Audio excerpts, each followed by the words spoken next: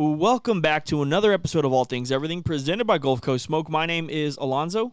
And I'm Sabrina. And this is episode 70. How is your day going so far? It's going. Yeah. Yeah, it's definitely going. It's not been the greatest day, I guess you can say, but... Well, it's been a little bit of a struggle. So the last time we did a podcast in this room, I mean, it was fine because we still had the other side of the suite, so the kids were still over there. But this time around, I mean... we're just like jam-packed in here. Yeah. And it feels harder than it did the other day, that's for sure. Yeah, I mean, I personally think we'll have to figure something out. But it is what it is. I mean, whether we have the kids at mom and dad's or whether we make a setup at mom and dad's or something, we will figure it out. And it's going to be okay, but we're definitely a little flustered right now. And I think that, it's one of those things, this week at work, it's been pretty busy. We've just had a lot going on. And then, every day, basically, we have to come home. I have to come home and we have to do something for our business, right? We want it to continue to grow. We do want this to be my full-time job one day. And man, some days you just don't want to do it. And I think it's pretty, I don't want to say it's hard, but it also kind of is, so I'm kind of curious if you guys are listening and you guys go through stuff like this. Like, what do you do in days like this where, man, you just don't want to do it? You don't want to do the podcast. And it's not that we don't want to do the podcast, because I like doing the podcast. Sabrina likes doing the podcast. But when you're trying to get things done and things just don't seem to be going right, and, we'll talk about it from the beginning of the week. So on Sunday, we actually filmed and messed up 2 times. We messed up 2. I messed up 2 videos. I'm not going to say we because I'm the one cooking, right? I messed up 2 videos, and it's really not even a mess up type thing. Stuff comes up. I have to leave the house for a few minutes because just something came up, and by the time I'm thinking I have time, I come back, chicken's overcooked. I don't want to put a piece of dry chicken breast on the channel. Then we're making something else, and man, the final shot just wasn't good, and we didn't realize the final shot wasn't good until we go back and we start looking at it in post, and it's like, man, we can't use that video either. So we filmed 2 times, unsuccessful, and then we filmed this recipe that we dropped, what's today, Friday, so 2 days ago, and it's we filmed it the day before. We filmed it the day before because we were crunched for time. The girls had ballet on Monday, and we couldn't do it. By the time you guys get home, it's 8 o'clock. So Tuesday I get home from work, and we quite literally go straight into filming. Like, I go outside, I start the charcoal, and then I get changed. We start trimming. So it's instant. And it's ribs, so that's like about 3 hours dedicated to that. Yeah, so by the time we're done, all said and done, we're doing thumbnails, we're doing, intros, outros, TikTok stuff. I mean, it's 9 o'clock. Yeah. Right. And then, you want to shower, you want to spend some time with the kids, you want to do stuff, and it's overall hard. But I think that, when we push through and we do the things that we don't want to do on the days that are not going so well, I do think that those are the days where even if the video didn't turn out perfect, or even if we didn't get the thumbnail shots, and that's kind of one of the other things that we were struggling with. We took so many pictures this time trying to get the thumbnail right, and none of them were what we wanted. Well, and then that's the thing when we feel like we're crunched on time to create a video, right? So we spent Tuesday evening making the video. Yeah. Then Wednesday. Well, you were uploading clips and working on thumbnails last night too. Yeah. Well, I saw you before we were going to bed. Well, and then Wednesday during the day, I'm editing. All day. We got, taking care of the kids, editing, and then I spend a huge amount of time lately working on these thumbnails because we're really trying to, evolve with the trends for thumbnails for YouTube, right? But it seems to be, I don't know if it's as complicated as we're thinking or if we're overcomplicating it or what. Yeah. But it's been a struggle trying to get that right. So I'm spending a lot of time.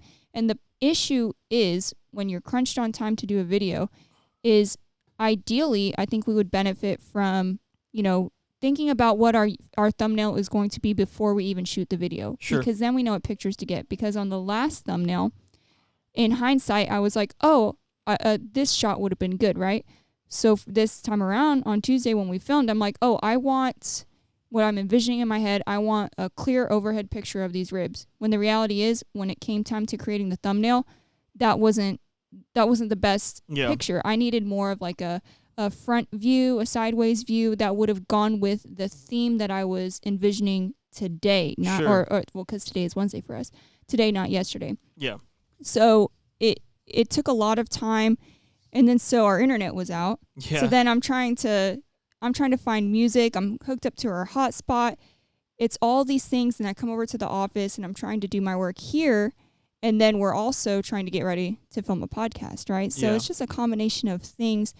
But you're right. Right now, it's almost like a flustered feeling, like there's all this stuff on us. Mm-hmm. As soon as we're done with this, though, it's going to feel really fulfilling. Tomorrow when we wake up, it's like, man, we got all of that out of the way, and it feels better now. Yeah, no, I agree with you 100%. And I think that, that part of the reasons why I like sharing stuff like this is because I guarantee you somebody on the other side of this, we don't have 1 million subscribers or anything, but somebody's on the other side of this and they're listening and thinking, gosh, I can really relate. Maybe not to the video aspect of it, but maybe a side gig that they have, or maybe even their day job where, man, things just don't seem to be going right for them and it doesn't feel good.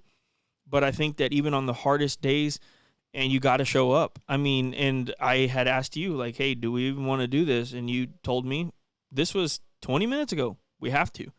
And I agree, we do have to, because it's more than just getting the views. It's more than just getting you guys to listen to us and hang out with us, but it's also a little bit of a reminder to everybody that not only are we human, you guys are human too. You can have the days that just don't feel right. They feel a little bit off. Even right now, I'm not going to sit here and lie. I'm afraid to look at the video. I'm afraid that it's not going to perform as well as I think it could because of, just little things. Like we were struggling with the title. We really wanted to think of this new idea, this new series where we so when we did the Barbacoa video, that video did really well for us. And we started seeing and realizing like, man, we added some Mexican flair in there. We did a little bit different type of a video. So we took something standard barbacoa and we smoked it. So we did a little bit of a barbecue and a Mexican twist together.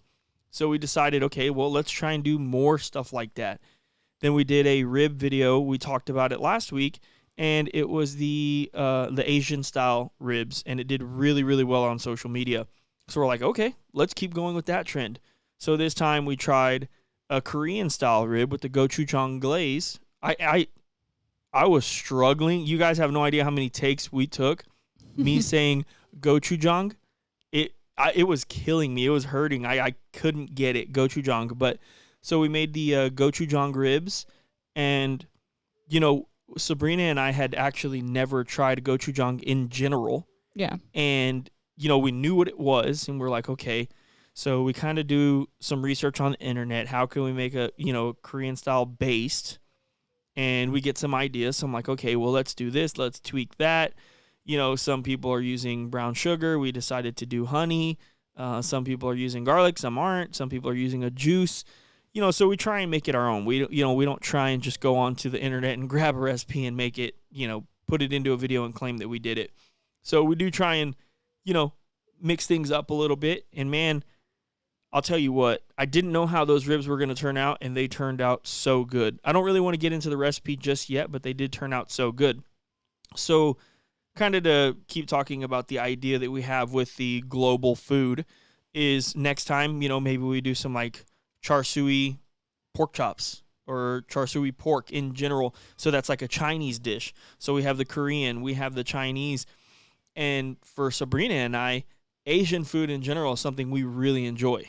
So we, not that it's like we're going to eat authentic Asian food all the time, but we're eating at the Asian restaurant here in town quite literally every week. It's one of our favorite places to eat.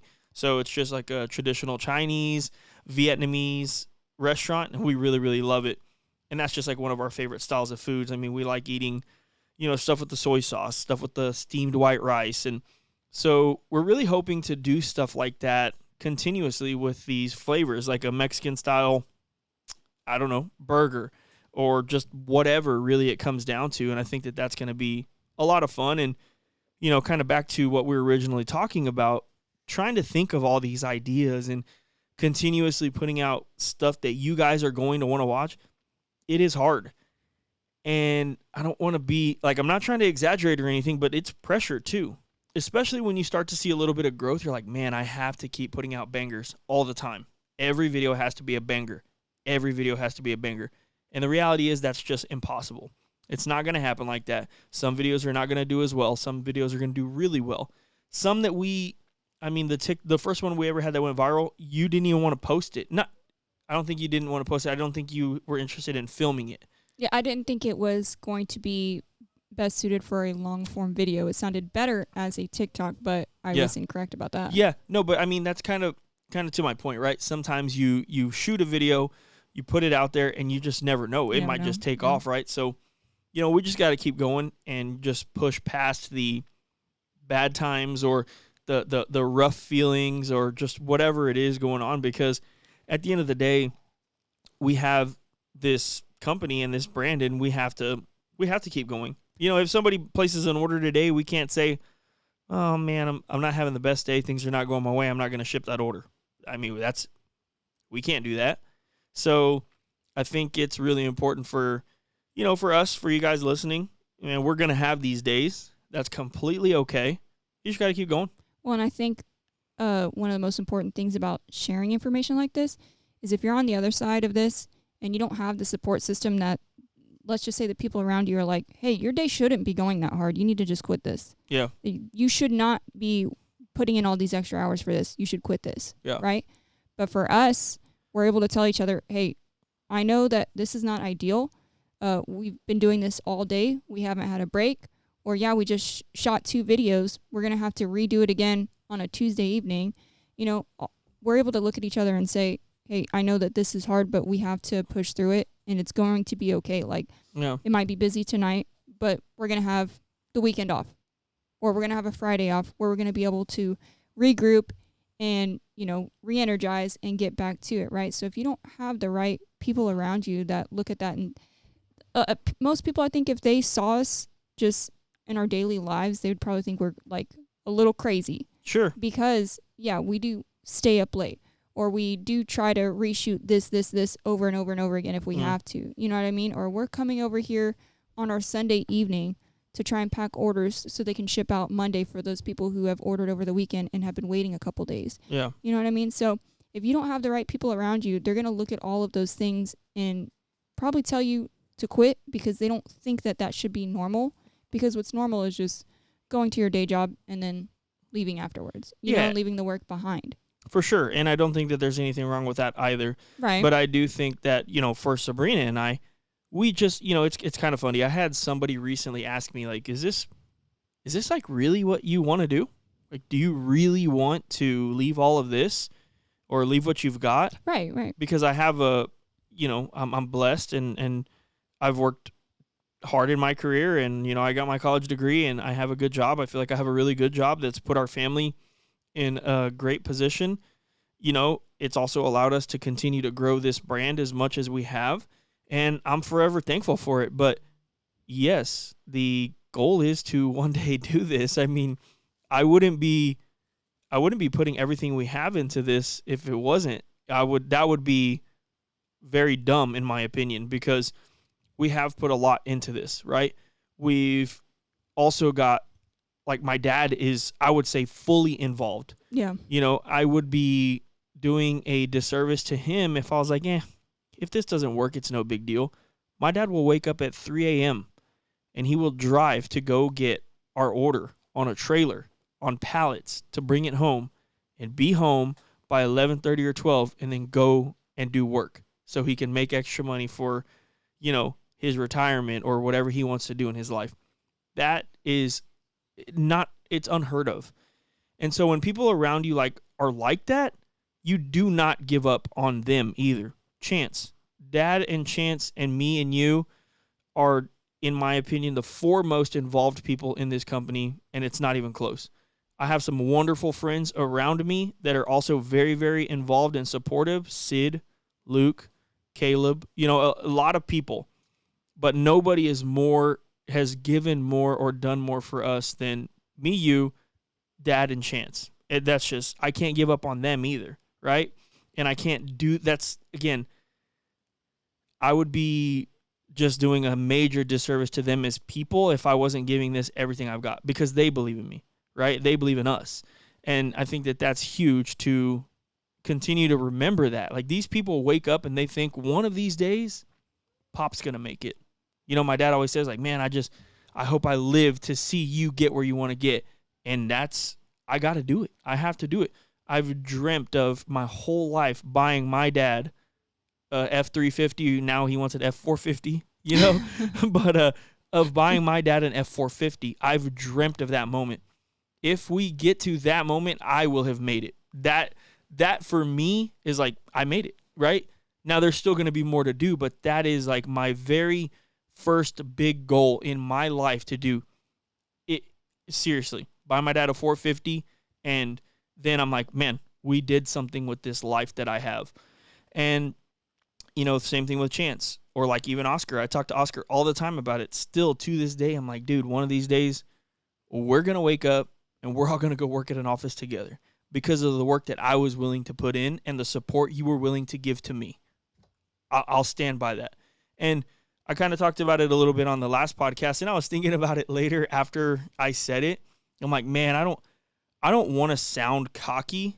I don't want to sound like an a-hole or anything like that when I'm like, oh, you know, if you don't want to see us win, or what, I don't even really remember what I said, but something along the lines of, we're going to make it. You're either going to watch and enjoy, or you're going to get out of the way. Something like that is what I said. And I don't mean that to be cocky, or I don't mean to be arrogant, because you know as well as everybody, like, this really means a lot to me. And this really, I don't want to say gets to me, because it doesn't get to me in like a negative way, but like, you know how much I care about this. Like, you know how much it does, I don't want to say affect me, but maybe like affect me. Like, it affects, you know, the way things are going in the day. Same thing with you. I mean, it's just the truth, right? Like, you care about this just as much as I do now, because this is everything we've got. I mean, it's not everything we've got. We could hang this all up tomorrow and we still have 3 beautiful kids. We have a home. I still have a great job. I mean, we would be probably doing better than we are now because we've put so much into everything. But we want this to be the one thing that our everything for sure that we have. Yeah, for sure. But I do want to say that, you know, and nobody said anything to me. This is a me thing. It's a reflection thing. Nobody said anything like, oh, you're acting cocky. No. But I definitely think that, you know, we all have to remain within ourselves, right? In everything that we do. And I think as long as I stay within myself and I remember who I am, how I was raised, and what I'm capable of, we can and we will reach our goals, whether it's in a day or 100 days or in 1,000 days. We're going to reach that goal as long as we don't give up, as long as we keep showing up on the hard days. The hard days are very hard to do. The easy days are so easy to do, you know, but it's those hard days that really, really make us who we are. And I think we've been doing a really good job. And I think that, you know, it's just one of those things that's never really going to stop. We're going to have a lot of good times, and we're going to have a lot of bad times. We've talked about it so many times with our business. Man, this situation really, really sucks. But unfortunately, it's probably not the worst thing that's going to happen. We probably haven't dealt with the worst thing that's going to happen in this business. I hate to say it, but that's probably the truth. And I feel like we've dealt with some pretty crappy stuff, but I'm sure there's going to be something else that's like, oh, well, this is definitely the worst thing that's happened to us. But, you know, either way, I don't want to keep the mood like down, because at the end of the day, even as much as, you know, it seems like we might be down right now, as crazy as it sounds talking about it out loud, and whether you guys are listening or not, talking about it out loud really helps me, and maybe it helps you too. I'm not too sure, but I mean, just talking to you about it, and just, you know, people are going to be listening on the other side or not, right? It's helpful for me just to remember what we're doing, look around, look at some of the accomplishments that we've already had as a business, and, you know, stuff like that. So I think it's cool to just reflect on the day a little bit, especially if it's with and for the podcast. Yeah, I definitely think talking about it helps. And that's with anything in life, anything that like you're having trouble with, or when something's not going your way, or maybe it's something that you really don't want to say out loud. Mm-hmm. You're afraid to communicate it. but when you actually say it out loud, like, it really does help. Getting it out of you physically feels better. Oh, so for yeah, sure. even as this podcast progresses, like whatever stressful feelings we had earlier are definitely fading away, and it feels better for sure. Man, we're above ground. Nothing really else matters besides that. Let's be real. We're healthy enough, and man, it's a blessing. So let's go ahead and change the pace of this a little bit, right? Hopefully, if you guys are having some hard times at home or doing what you're doing, man, hopefully talking about it with us or listening to us helps you a little bit.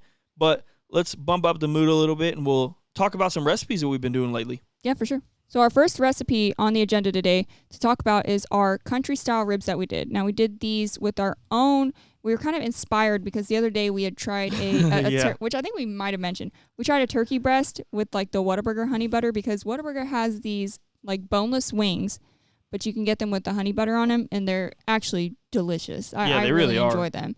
And so we kind of had this thought, okay, well, let's do a Whataburger honey butter turkey breast, which did not turn out very good. Yeah, something about the no, seriously, I'm gonna be honest with you guys. The visual on it, we're like, dog, there ain't no way we're posting this. There's no way.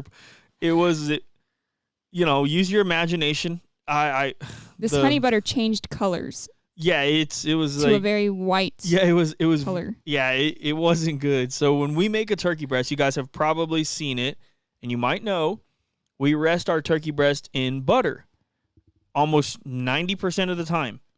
And this time we did honey butter, and the color changed to like a pearl white.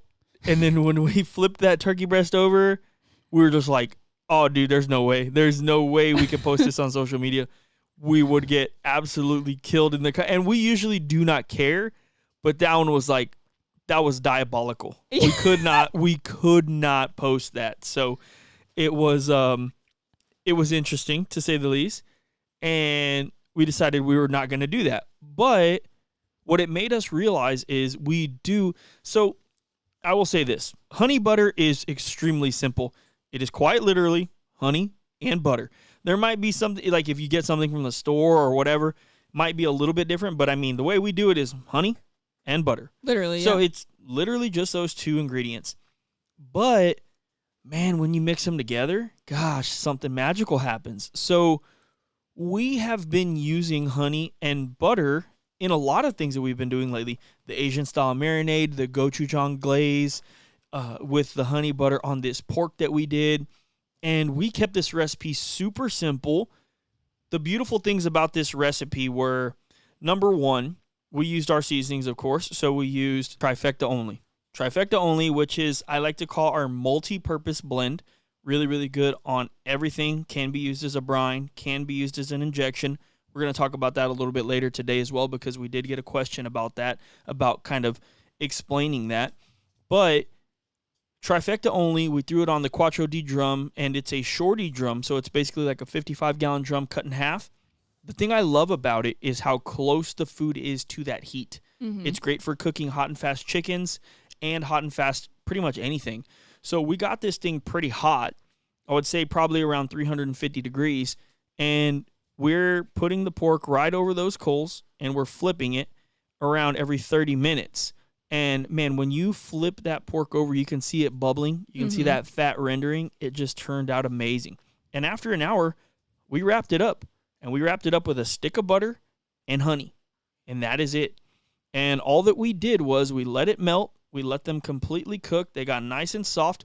And we just grabbed all the honey and the butter and the au jus that came out of the pork, mixed everything together, coated them really well. It made for one of the best bites that we've had in a long time. And it is just so simple. Literally, trifecta, smoke, heat, honey, and butter. And, I almost contemplated, I'm like, man, is this way too simple to put out, like as a recipe? But we went back and we're like, man, it was so delicious. We have to put this thing out. I want people to try it. I want people to realize that, yes, we're trying this global flavor thing and we're complicating things a little bit, I guess, or not complicating, but maybe we're amping up the recipes and there's a little bit more that goes into it.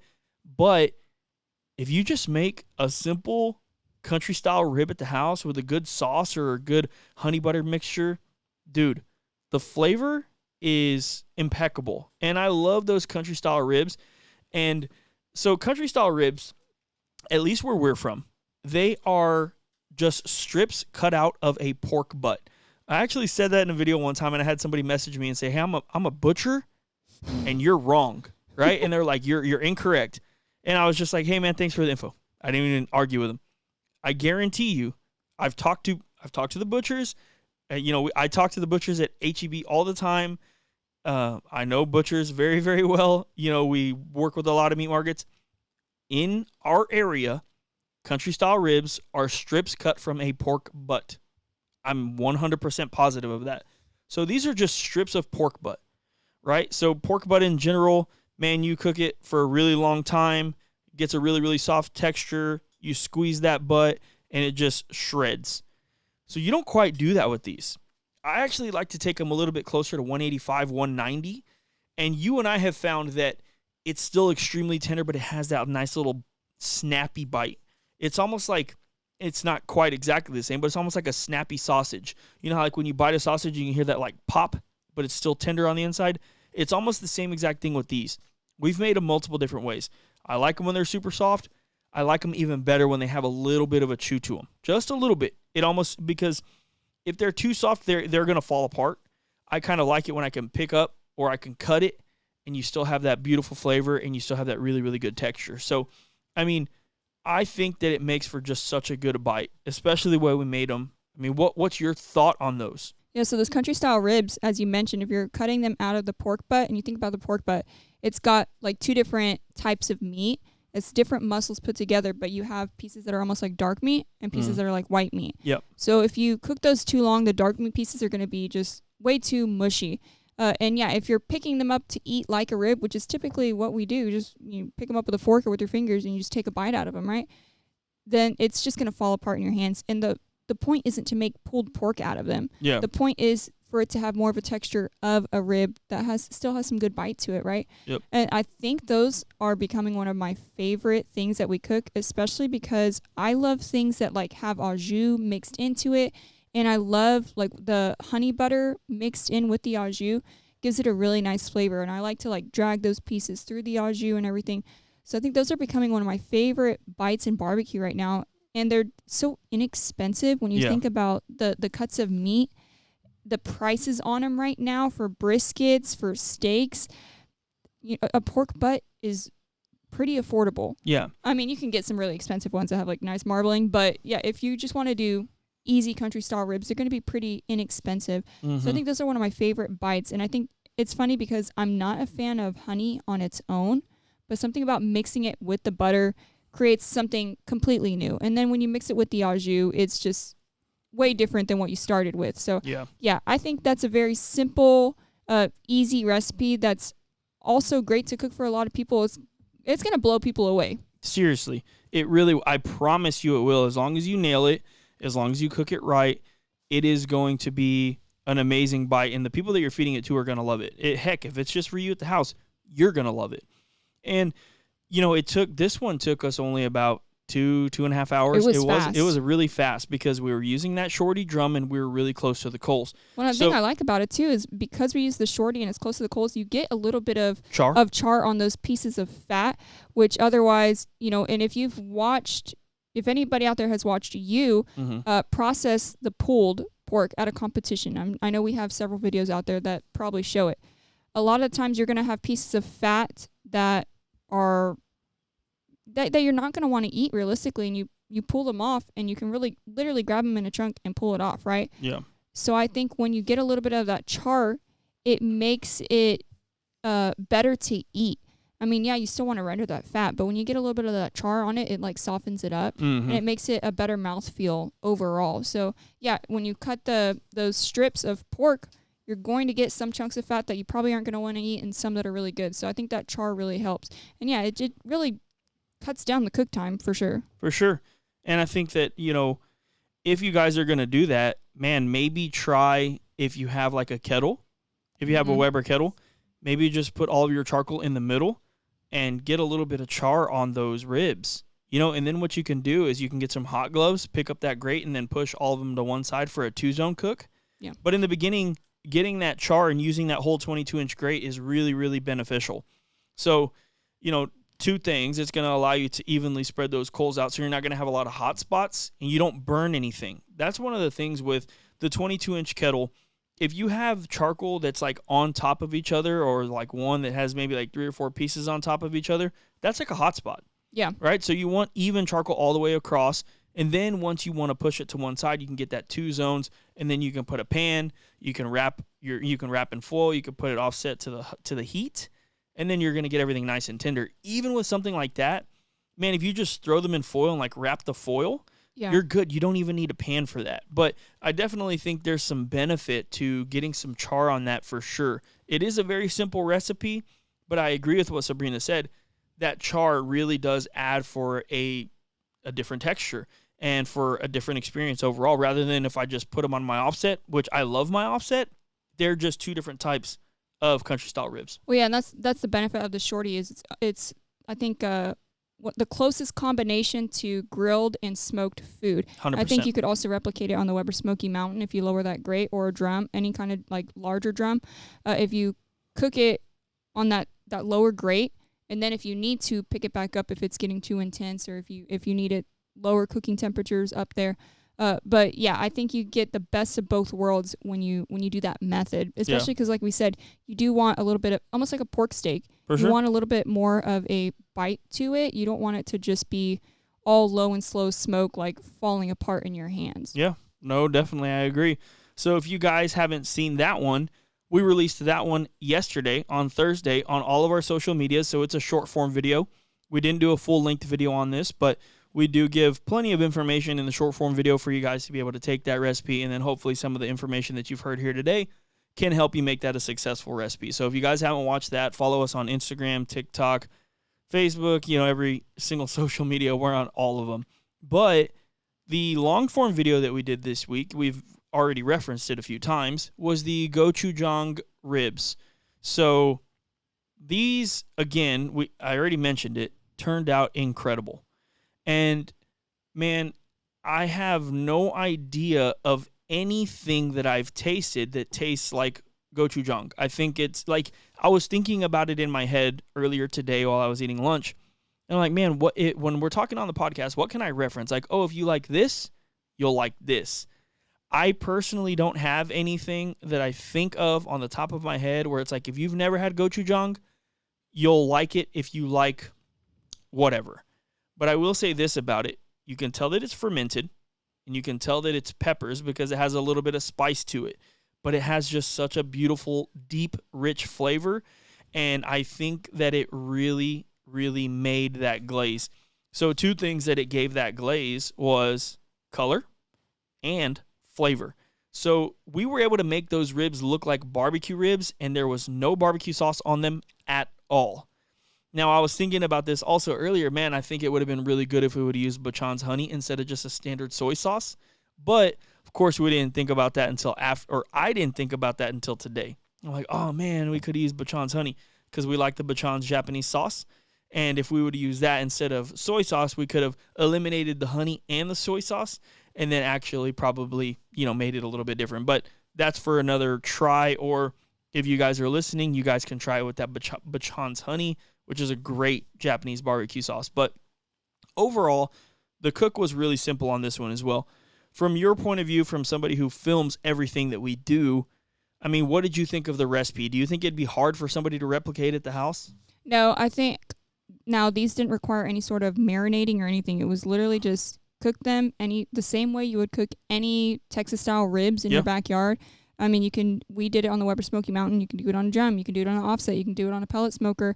You could probably even do it on the Weber kettle, just indirect, if you make a 2-zone, and maybe throw in a rib rack or something to fit them all. But I thought the cook was extremely simple. That's not out of the norm of what normal barbecue ribs would be. As far as making the sauce, that was very, very simple. Yeah. You literally just put all the ingredients in a pot. You want to bring it to a bubble, and you just want it to thicken a little. The thing is, when we were making it, we're like, man, this doesn't seem as thick as what you would want for a sauce. When it cools down. But yes, when it cools down, and once you apply it to the ribs and you let that set, it tacks up like any normal sauce. Sure. So the sauce took maybe 10 minutes max. Max. I mean, it did not take long at all. And that's something you could make early on in the cook and let it cool if you wanted it to get thicker from cooling, because we put it on pretty much hot, but it still tacked up very nicely. Yeah. So yeah, I don't think, and I kind of, as you mentioned, it's almost like you're a little unsure if people will like this style of video, because not that it's complex, but you're kind of like upping the level of culinary expertise in a video, right? It's not just salt and pepper and a grill. Right. It's a little bit different. Right. But that being said, there was nothing complex about this recipe. I mean, It's the same thing as, like, how many times do we go to a competition and we're heating up sauce in a pot? That's literally the same thing. You're just heating up these ingredients in the pot. And that gochujang is very, like, red like ketchup, right? Yeah. And it makes for a really, really cool color. And for that being the first time I've tried it, there was nothing about the flavor that would have turned me off of the rib. Yeah, and I love Asian flavors, right? But if you're someone who maybe is wary of trying new things, there's nothing off about the taste of this that I think would throw you off. You would probably just taste it and be like, oh, this is like Korean barbecue. Sure. You know what I mean? So I don't think it's a recipe that isn't for everyone. I think it's a recipe that is for everyone. No, I agree. And yeah, very simple. Just make the ribs, coat it with sauce. Yeah. And I think that the beautiful thing about it, and the beautiful thing that it will show you if you watch the video, simple rib. Simple rib. Salt, pepper, garlic. We used Malcolm's TX rub. And then we made that sauce. We put it on top, and the flavor was outrageous. From the sauce alone, have fun with sauces. It doesn't have to be a gochujang based. It can be a blueberry based. It can be a strawberry. Whatever you guys want to do, 100% make it your own.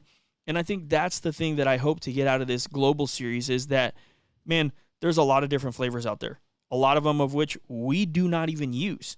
So let's try and utilize those together with a simple Texas-style barbecue. We live in Texas. That's why we're making Texas-style, right? So all of these videos, most of these videos, we're going to keep it very, very, very simple with the seasonings. Most of the time, we'll probably be using Malcolm's TX or our That Base, if I had to make an assumption. Right? We might here and there do something a little bit different, but I think these flavors that we're going to get from marinades or from bastes or from technique is what we really want to push with this. And I think that that's going to be really cool for us to kind of unfold as we keep doing this. I don't know how often we're going to do these videos, but I do know for me personally, I want to do a char siu or a char siu, however you say it, pork chop very soon, because I think that would be amazing grilled hot and fast on a Weber kettle. Maybe with grill marks. I know a lot of you guys don't like grill marks, but it just, to me, it looks good. But we'll see when we can do that. Yeah, I think char siu country-style pork ribs would be great. I mean, that's something I grew up eating a lot. I'm sorry, country. Yeah, did I say country-style pork ribs? Yeah. Yeah, because that's what I meant. Char siu country-style pork ribs would be really, really good, because growing up, if we had it, we just like cut maybe chicken thighs or pork into strips and use like the package of it to marinate it. Yeah, we would have to make our own char siu, but yeah, and then I think another good one is, like, I grew up eating chicken adobo, like Filipino style chicken adobo. So I think that would be a really good one to try with some sort of grilled chicken or smoked chicken. Yeah. But yeah, there's a lot of, and the cool thing is, was it Kim the other day that said what kind of food did they go and eat?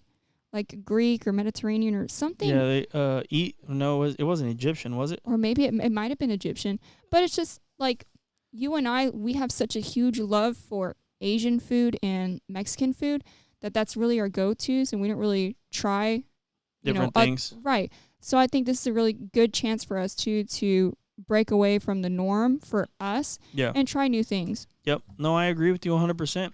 So if you guys haven't watched that video, it did come out on Wednesday. It's on our channel. Go check it out. Let us know what you think, and let us know what you want to see next. And 100%, please, by all means, give us suggestions. That's how we get ideas for these videos. That's how we know if you guys are interested in what we're doing or not, or if you like what we're doing or not. We've talked about this before. Not everyone's going to like everything, and that's okay. Man, give us some suggestions. Let us know what you guys want to see and or hear about, and we'll definitely take it into heavy consideration, because we like to make content that we like, but also that you guys want to watch. So that's big for us. That being said, those were the two recipes. Well, we had more recipes, but I messed them up. Those are the two successful recipes this week that we wanted to talk about.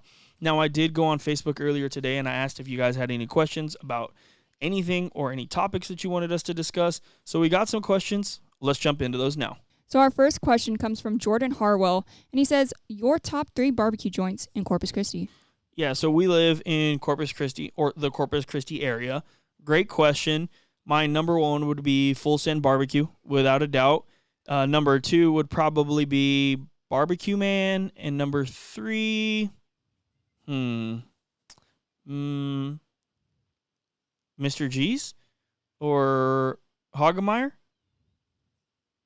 Yeah, maybe. Yeah, maybe. I mean, I would probably say, or Julian's. Gosh, Full Send for sure. Number 1. Well, can I say Greenhouse?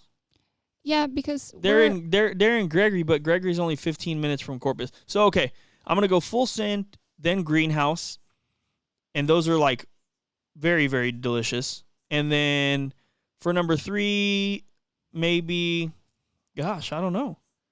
Maybe Julian's or Hagemeyer or Barbecue Man. Julian's. Julian's is over there off of, is it Castores? No, it's not Castores. What am I thinking? It's over there next to Delmar. Yeah, no, I've never. So anyway, that's what I'm saying. I'm gonna go Full Send number 1. Well, is Butters considered Corpus too? Butters is Sinton now. Yeah, I know that, so but like, close are range. they close enough? Let's say in the I mean, I would say in the vicinity of us. You know, so like then I'm going Full Send, Butters, Greenhouse Grill, 100%. Yeah. Yeah, and I would have to agree with that. Yeah, those are all very delicious for sure. Eric Sanchez says, when are those liquid winners going to be available to the public? And he's referring to the picture that I posted when I was asking these questions. And it's of 2 of these new glazes that we're working on. And when they're going to be available is when we get them perfect. So we have been working on these for, gosh, how long now? I would say definitely the beginning of the year. Yeah, it's been about 7 months that we've been. So it's been about 7 months since we've been using them. It might be a little bit longer since I started making them. I'm hoping that they go live. I mean, tomorrow. I don't know. You know, it's not going to be tomorrow, but I hope it's very, very soon. So the thing, whenever you're moving from your kitchen, because Sabrina and I have these recipes written down, locked in a safe, and these are our recipes for these glazes. And we've made them at our house, gosh, I don't know how many times. We made I don't know how many test batches before we felt confident enough to go to a contest with them. And it's just been a long ride, for sure. I would say that this is so much harder than doing a seasoning. It's not even funny. And it's because, and this kind of sort of goes into, there's another question here that said, by Cook Shack Barbecue, Yeah, Cook Shack. Tell us about the process you went through to develop your glazes. We always love hearing about the design process. So I'm going to kind of answer this one at the same time. We'll answer that one as well. So what I originally did was I went online and I started doing research on how to make glazes and how to make fruit jellies, right? Mm-hmm. So I wanted to learn how to make a grape jelly, a strawberry jelly, just all sorts of stuff. And that's where I started. And the reason I started there is because I knew I wanted a fruit-flavored glaze, and I also knew that I was going to add some either jalapeno or some habanero or something there. So I wanted to start with fruits, and I wanted to really figure out how to cook those. And Sabrina understands this a little bit more than me, but sugar at different temperatures will do different things, okay? So we took a little bit of the knowledge that Sabrina had on sugar, right? And so in the past, we've tried to candy stuff ourselves, and this has nothing to do with glazes, right? But we've tried to candy like grapes and stuff for the kids, and we've done it at mom and dad's, and we've had some fun with it. And then we were trying to understand what sugars we're going to do at what temperatures. So again, Sabrina understands, and she knows those numbers more than me. So in the beginning, what I was doing was I was just trying to figure out, okay, how am I going to get the flavor I want? I did not care how thick it was going to be. I just wanted my flavor. So I would take maraschino cherries, which we've since changed. We don't use maraschino cherries anymore, just kind of giving you the process. I started with maraschino cherries. I started with peaches, started with pineapples. I started with all the flavors that we thought we would want. And then we would add an ingredient called pectin. So what pectin does is it actually helps you make those jellies, like the fruit jellies, or it also helps you can make like a jello, right? Like a jello consistency out of a pectin, but it depends on how much you're using, and it depends how much ingredients you have with that pectin. You have to figure out the right ratio in order for it to be perfect.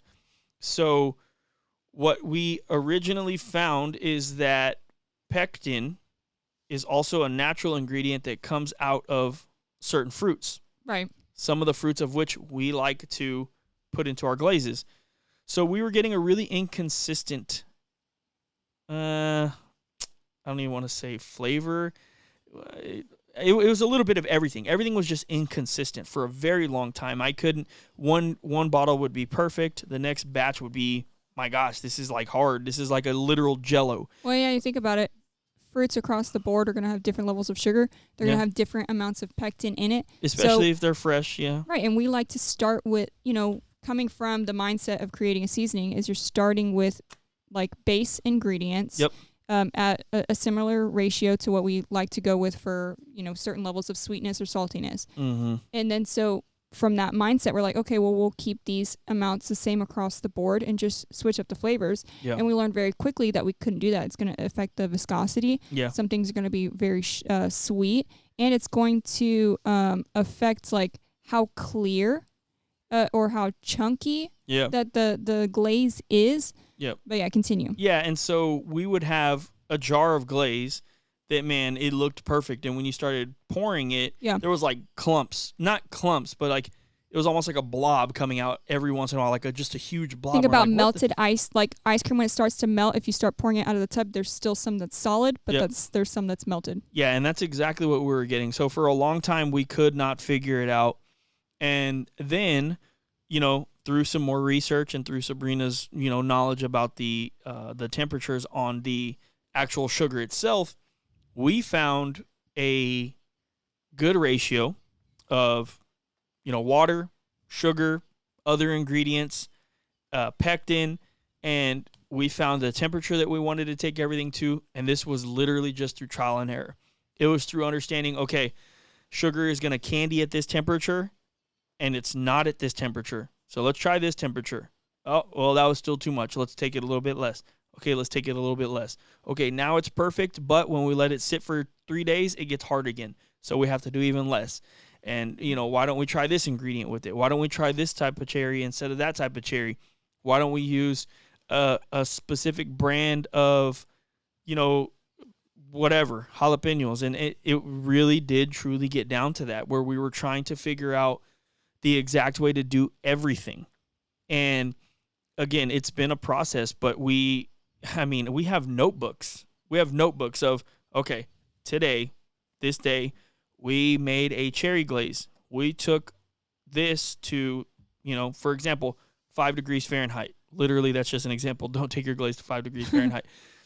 We took our glaze to 5 degrees Fahrenheit. We let it hold there for 30 seconds. After 30 seconds, we pulled it. We strained it. We did this. We did this. We did this. So through the process, of us doing research, we tried to create some technique that was going to be unique to us. And do I know if anyone in the world does it or not? I don't. But there was just certain things that Sabrina and I tried. Okay, we didn't see this in any research that we found. So let's try it this way and see if that can be like a Sabrina and Alonzo thing, a GCS thing, right? So we just continuously tried to figure it out. Again, that's one of those things where I can say that Sabrina and I both did heavy research for a long time. We had many, many, many, many, many fails. I mean, more fails than successes. But once we found our recipe and once we found how we needed to cook it, it became easy. And we can replicate it every single time now. Now, because we do want to put this out there on the market, we decided to start looking around for co-packers that we felt would fit with us.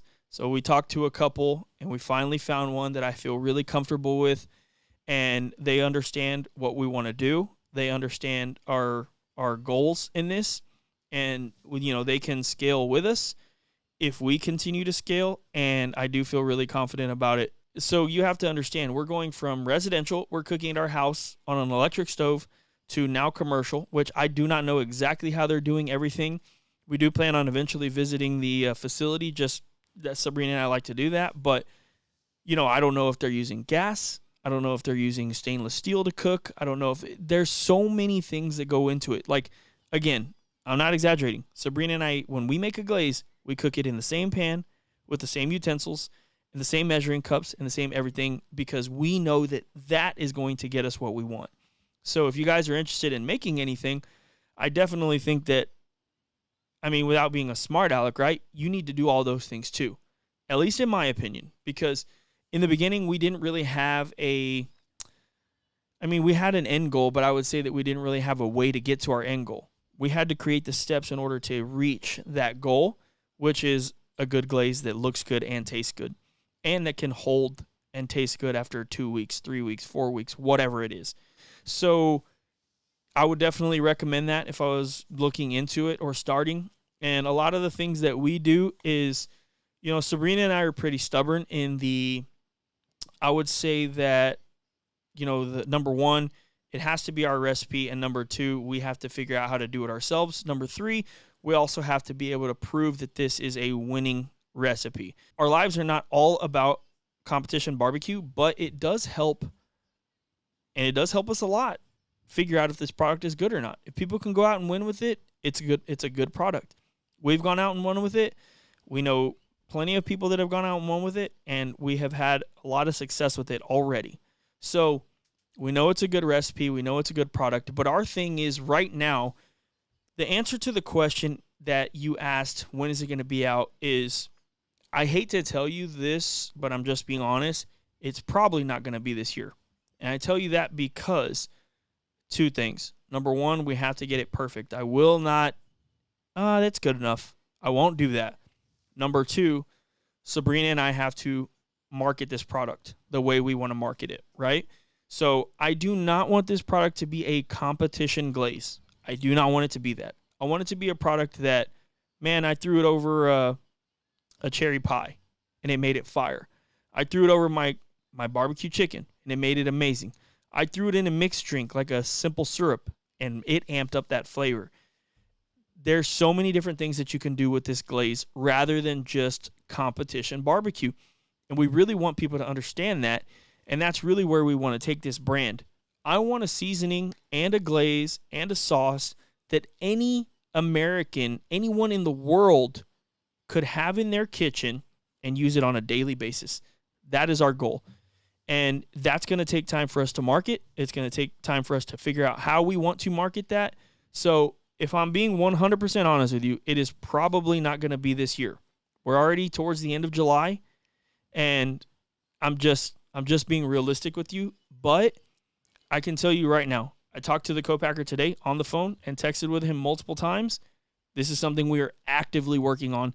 Just because the product has not come out, do not think that we're not actively working on it. It is something that is at the very, very, very top of our list, and that's not an exaggeration. Yeah, for sure. And I mean, one of the things we always try to do when it comes to creating a product is making sure that the color looks good, that the texture looks good, or in this case, viscosity, like making sure it pours right.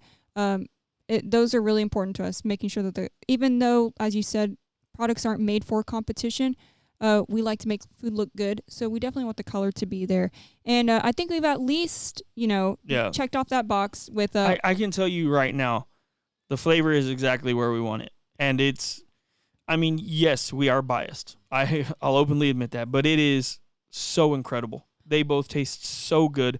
And we have two more that we can also put on the market. But we're going to start with two. And, yeah, it's just good stuff. Yeah, Juan says those are some great looking glazes. And so, yeah, so I think we've checked off that box. For sure. Moving on to the next comment, we have Jonathan Burnett.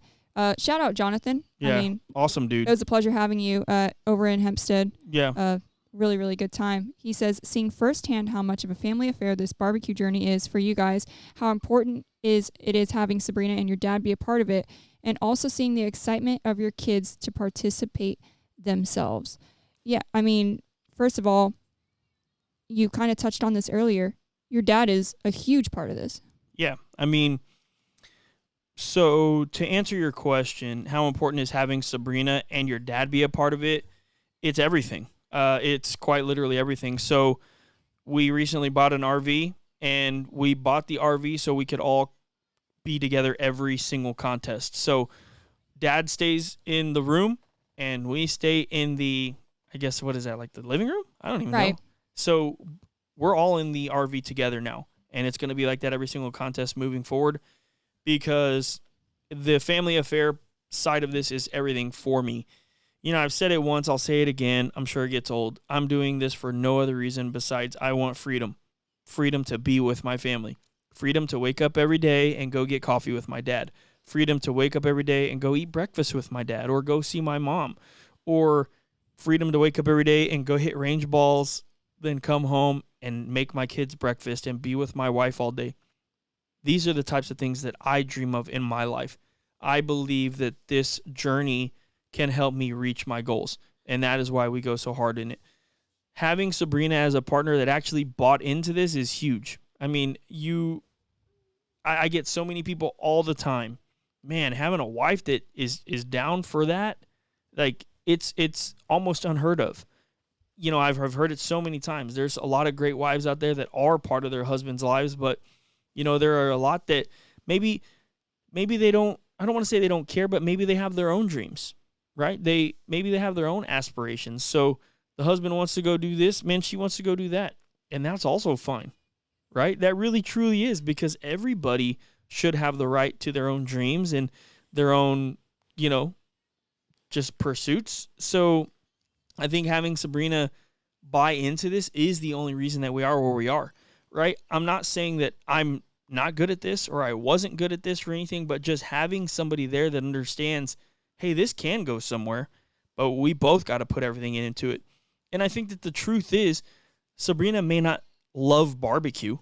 It's not about loving barbecue so much, right? It's about loving the process of growing a brand and starting a business and showing our kids that you can do anything you want. And then again, that freedom, right? That freedom is what we're chasing.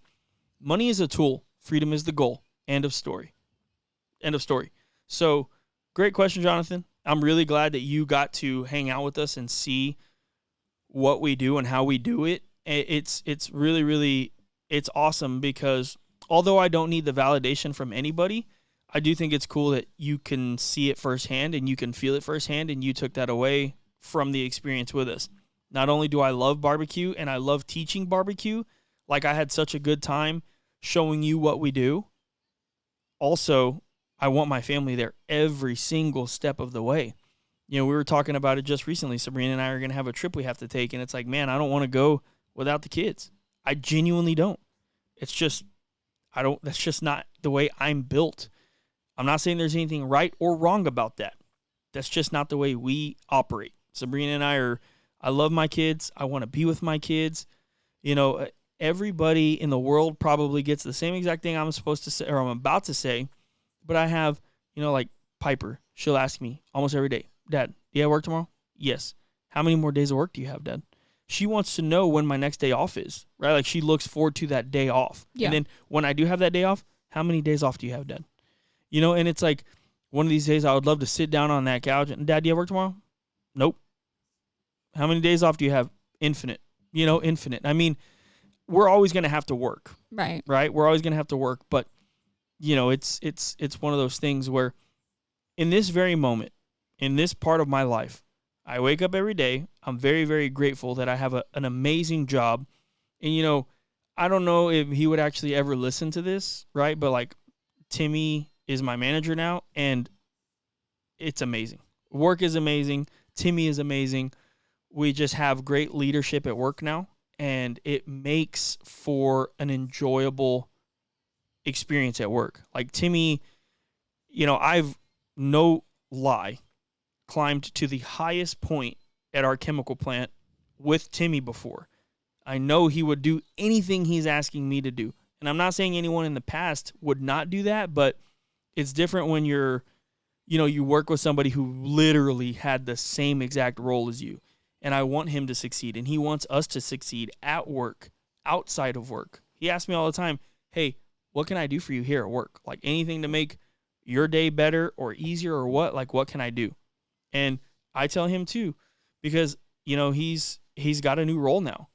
I'm like, Timmy, you don't have to do the stuff that you were doing anymore. You're in a different role. If you need to pass something off to me, man, do it.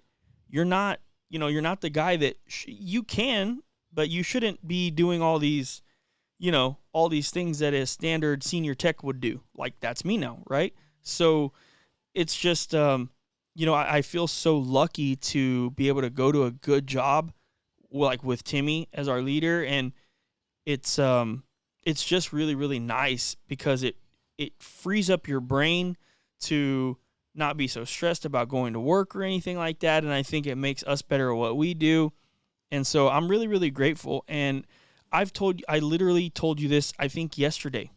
I'll work for 15 more years. I don't care. And I'm not forcing this. I'm not saying that we have to make it tomorrow. I just want to keep building this brand. But I am more than willing to work at my day job, as long as Timmy's my manager, for the next 15 years. It works amazing with him. He's just doing such a great job. So I don't think he'll ever I don't think he listens to our podcast, but I will say that, and that's fine. I'm not mad at him for that, right? But I don't think Timmy listens to our podcast, but like having him as my manager has been one of the biggest blessings ever, because I just feel like work and this, like I can be so good at both now. Like I really do feel like I'm good at my job. I feel like Timmy's very good at his job, right? So it's been great. So anyway, I know I kind of went off on a little bit of a rant there, but yeah, Jonathan, family is everything to us, and we are going to continue to keep that at the forefront of everything we do. Matthew Anderson says, Mexico-related pork and chicken would be an awesome follow-up on the barbacoa from last week. And that's kind of what we were talking about just a little bit ago. This global food series, we kind of want to take it to new levels. We want to continue to add those flavors, those Mexican flavors, Asian flavors, Hawaiian flavors, whatever, to try and create really, really good and fun recipes. So great idea for sure, and definitely something to look out for, Matthew. Yeah, and I will say, as far as the global series, you're probably going to get a lot more on like the Mexican flavors and the Asian style flavors, because I think that's what we like. That's what we like, but also there's just such a wide variation of each of those. You know what I mean? So there's lots of things we can dive into with just those two topics. Rochelle A. Stevenson says, what is one of the most random ingredients you've used in an injection? Probably apple soda. Yeah. I don't know. I really like that H-E-B apple soda, so I've tried it with a million different things for sure. There's this one specific H-E-B apple soda that I love. Yeah. And you know me, like I try and incorporate that thing into everything. Yeah. So I would probably say apple soda from H-E-B. I've never done anything too crazy, but apple soda from H-E-B would probably be my one thing. Yeah, I'm trying to think, because the way you are, sometimes you'll just be like, no, I'll just throw this in. Yeah, why don't we just throw that in? Yeah, no, I just that's where we get a lot of the best recipes, or of our best recipes. It's like, oh yeah, I'm gonna do this, oh I'm gonna do that, and it just kind of turns out good. But I don't think I've done anything too crazy. I think the apple soda might be the weirdest thing, just because of the carbonation, Right. But the apple soda, I would say. Xavier Gonzalez says, hey guys, 2 questions, maybe for the podcast. First, can we get that fried chicken recipe? Second, since y'all from the Coastal Bend area, what are some good restaurants, not Doc's or Snoopy's? Yeah, we'll have to go back and look for that recipe. I may or may not have it still, but pretty much it was, a dry, or a wet dredge using buttermilk, our pickle seasonings, juice, and pickle juice and some eggs.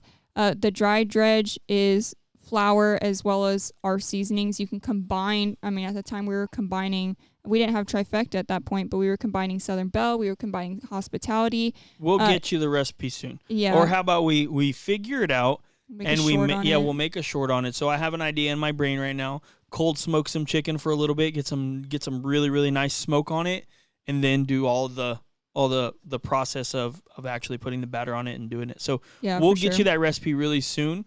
As far as the good restaurants, not Doc's or Snoopy's, we like going to, Water Street. We recently went to Surf Club. I like those two. We like Birdie's. Yeah, we like Birdie's, which is, I think it might be a franchise, but we love going to Birdie's over there. And then Houdat. Yeah, Houdat here in town. We love Houdat. I would say it's probably my favorite restaurant of like all time. Yeah. I just love it. And then other than that, I also do like going to like Cats in town. We had Cats. They have a pretty decent steak. What's the place? Is it Harrison's Landing where we went with like Doug and Timmy and everybody, and they had the really good banana pudding? Bread pudding. That was It wasn't Harrison's Landry's. Landry's is I like Landry's. That time we went to Prime Steakhouse on our anniversary a couple years back, and we thought that was great. We thought it was great. A lot of people were like, "Nah, I don't love it," but I must have gone on a bad day. Yeah, so those would probably be my things. Our usual is usually going to Birdie's and then hitting up Insomnia Cookie right next to it. Yeah, which is something that we haven't done in about a month because I feel like no, it's not even the price. I feel like garbage every time we do that. It's just such horrible food. It's fried food and then cookies. It's just like I'm trying to eat better. I'm trying to do better. I don't always do the best at it, but I'm really trying to change the way I eat. So I'm not having fun eating like that. But Penny's anyway. over here looking at me like Insomnia Cookie. Yeah. Did I hear that right? Yeah. Andy Sane says, any news on the cook-off you were talking about having in the fall? Yeah, so we have a venue that we can use 100%. We are still trying to work out some dates only because recently we have a hard date that we have to commit to. We want to commit to, but we also have to. Well, I don't think we have to, but we want to commit to. So we have a date on something that we're going to be doing in September, and then we have some competitions that we're going to be doing. So we have some stuff going on, but either way, we will get more details within the next coming weeks, but we are still actively working on it. We've got some sponsors. We've got, a sponsor. We've got some ideas, and we're just really looking forward to it. Speaking of which, I still need to get that information over to you-know-who about that. So anyway, but yes, we will be getting you some more information really, really soon, but we are still working on that as well. Raphael Jones says, what's up with them jars, partner? He's referencing the picture, and, it's the glazes, Raphael. We talked about it a little bit back, so I'm sure you already heard enough about it. Kevin Strahan says, talk about Trifecta and how it can be used for proteins and injections and brine. I learned that from Cook Shack Barbecue. Nice. So I grabbed a bottle of Trifecta from my son. If you guys are looking, you can see it right here. This has been out for over a year now, actually a year and a day as of yesterday. And I will tell you guys this much. I thought we marketed it for Trifecta 3, right? Brine, season, inject. But this was always made for that. That's exactly what it was made for. And you and I went back and forth for a long time on how much you should use for a brine, how much is an injection, and all that stuff. So Trifecta comes from that name, tri. We were originally going to call it triple threat.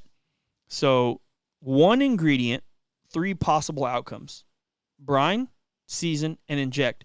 So I've talked about this before, but I'll go a little bit more into it because you did ask. So the level of salt and sugar on this rub is almost identical. Now, does that mean that it's the whole seasoning? Absolutely not. Now, if you look at the color there, you can see that that's not just salt and sugar, right? But the amount that's in there is almost equal. So if you guys know what a brine is, it's going to be water, salt, and sugar. So we took that as a opportunity to create a brine. And from that, we found that this had such a great flavor on it that, man, one day, just kind of like Sabrina said earlier, you're kind of like, let me just do this. Let me just do that. I'm like, hey, give me that Trifecta. Like, just, give me that Trifecta. Let me throw this in the ribs. So I grabbed 2 tablespoons. Maybe I shouldn't have said that. And I throw it in my injection, and boom, we hit a first place rib. First time we did it, we're like, whoa, what's going on? So then we did it again and again and again and again. And thankfully, we've been walking with it for quite a while. This is injected into every single protein that we use besides brisket. But it is on the brisket, right? So this goes into our chicken, into our pork, into our ribs. We have, knock on wood, I don't want it to stop. We have walked 5 contests in a row with chicken recently, and I am being... Trifecta's on it. Trifecta's in it. It's something that even though we made this product, we have had so many issues with chicken. We've tried a million different things. When we took it back and we just started using our product with Southern Hospitality on top for that beautiful red color, it's been really, really, really steady for us. So seasoning is seasoning, right? You see the color. It's got that black pepper pop. It's got that beautiful red color. Not quite as beautiful as Southern Hospitality. Southern Hospitality, in my opinion, is Big Brother. Big Brother to everything. It's the original. It's the second best rub on the planet as of this year. That only lasts for 365 days until next year, but perfect score at the American Royal, 180, right? And I actually recently had a very good cook, come up to me and say, hey, dude, Southern Hospitality is slept on. But it's also not slept on because a lot of people know about it, but like everybody should be using Southern Hospitality in some shape or fashion when it comes to their competition food because the color is unreal on this. Yeah. The color is unreal. It's so hard to beat the color that you'll get from Southern Hospitality.